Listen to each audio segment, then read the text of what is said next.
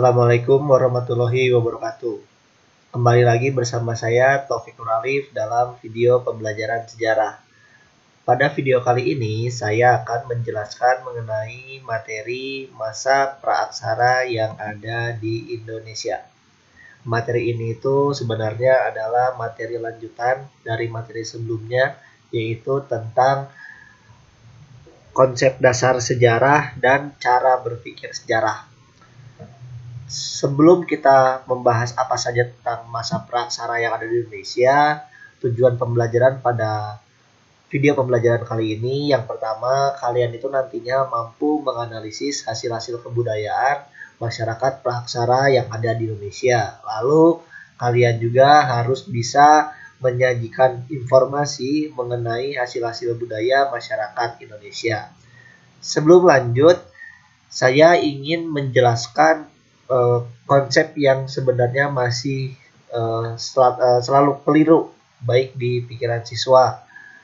Yang pertama itu mengenai konsep prasejarah dan juga konsep praaksara. Nah, konsep ini itu memang mirip-mirip. Prasejarah dan praaksara itu sebenarnya mirip, akan tetapi maknanya berbeda.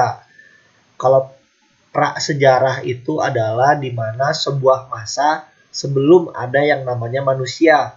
Jadi masa ini itu disebutnya itu ketika masa pembentukan bumi, permukaan bumi, seperti itu.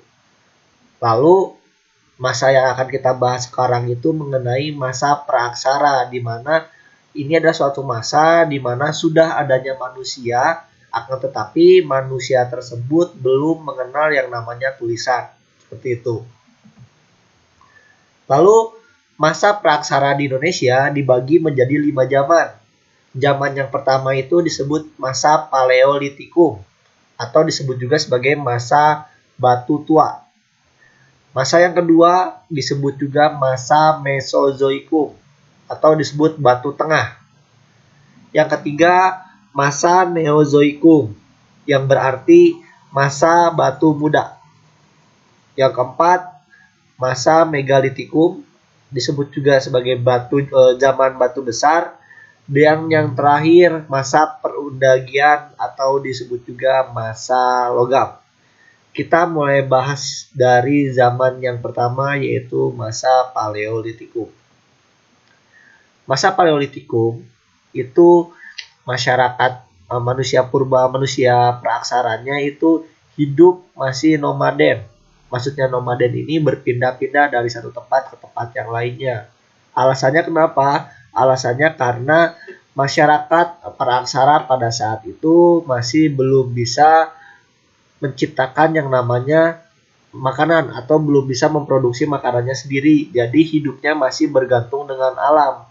Ketika dia hidup di satu tempat dan stok kebutuhan makanannya habis, otomatis mereka akan pergi mencari tempat yang baru untuk mendapatkan makanan.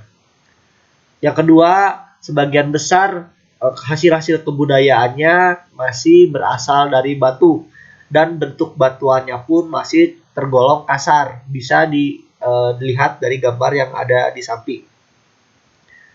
Lalu hidupnya masih berburu dan meramu. Ini adalah ciri khas dari masyarakat masa Paleolitikum. Hasil-hasil kebudayaannya seperti kapak persegi, ada kapak perimbas, dan alat-alat dari tulang. Hasil-hasil kebudayaan ini digunakan oleh masyarakat zaman Paleolitikum untuk melakukan aktivitasnya sehari-hari seperti berburu dan meramu. Lalu zaman yang kedua, zaman Mesolitikum. Hidup masyarakatnya sedikit lebih meningkat, di mana masyarakatnya sudah hidup semi nomaden. Mereka sudah hidup di gua-gua, seperti itu. Kenapa mereka bisa tinggal di gua? Karena bagi mereka, gua itu bisa melindungi mereka dari binatang-binatang buas, seperti itu. Lalu masyarakatnya sudah mengenal pembagian kerja, di mana tugas berburu itu dilakukan oleh yang laki-laki dan tugas meramu itu dilakukan oleh yang perempuan. Untuk hasil-hasil kebudayaannya itu ada Kejokan Modinger itu kalau dalam bahasa Indonesia disebutnya sebagai sampah dapur. Lalu yang kedua itu ada Abrissosroche.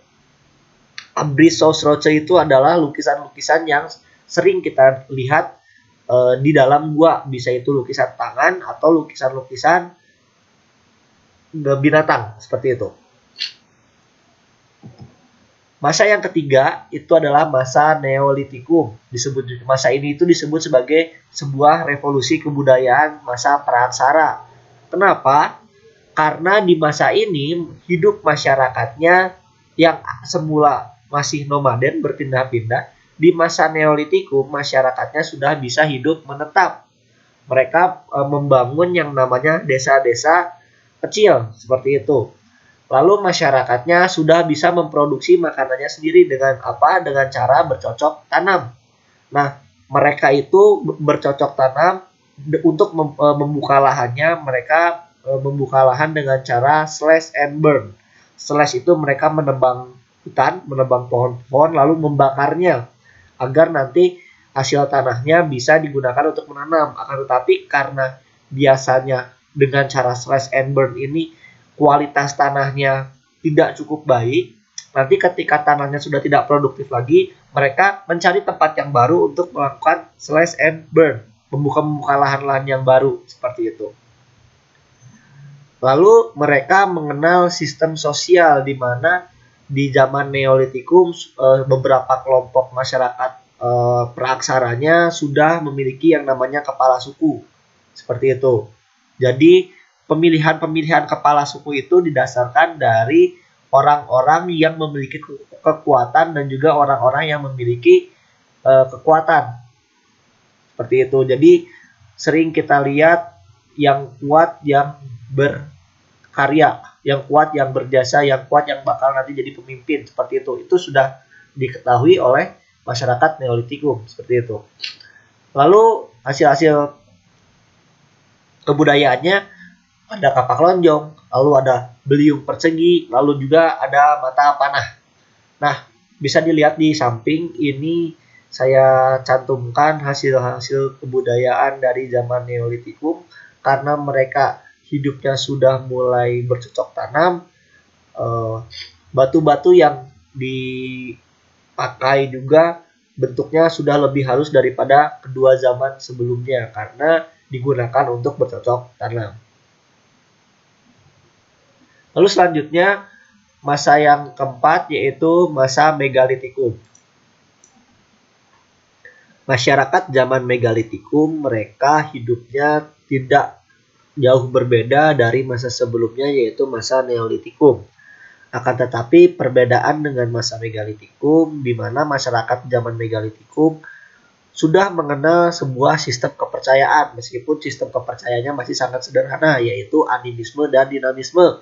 Di mana mereka sangat percaya jika ada orang yang meninggal itu rohnya tidak bakal kemana-mana tetapi akan bersemayam di tempat-tempat yang mereka yakini memiliki kekuatan-kekuatan besar. Contohnya jika masyarakatnya memiliki sistem kepercayaan animisme, mereka itu sangat mengenal, sangat percaya dengan kekuatan-kekuatan alam. Contohnya apa? Contohnya seperti petir, seperti matahari, seperti hujan, lalu gunung, seperti itu. Itu mereka percaya bahwa roh-roh orang meninggal itu mereka bersemayam di tempat-tempat seperti itu karena ada sesuatu kekuatan besar di luar akal mereka yang biasanya tidak bisa dijangkau oleh mereka. Makanya mereka sangat percaya dengan hal-hal seperti itu.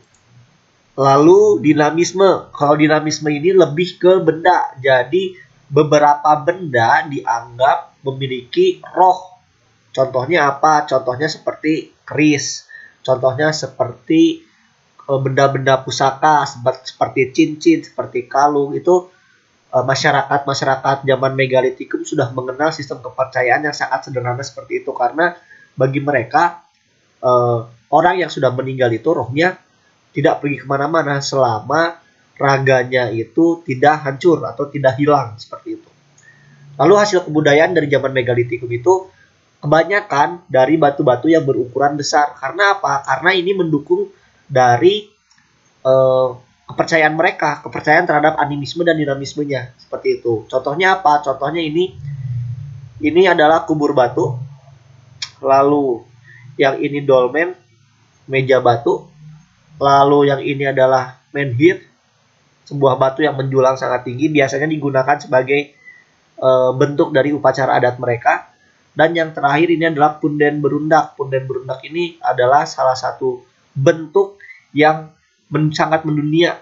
Awalnya itu dari punden berundak. Kita bisa tahu bentuk yang dari awal, dari paling ukuran paling bawahnya itu sangat luas, terus mengerucut ke bentuk yang paling tingginya itu semakin mengecil, itu banyak di bangunan-bangunan yang bentuknya mirip seperti punden berundak.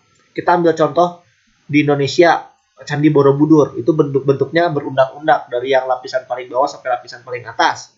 Lalu bentuk piramida, baik di Mesir ataupun di Aztec di benua Amerika, itu bentuknya pun sama.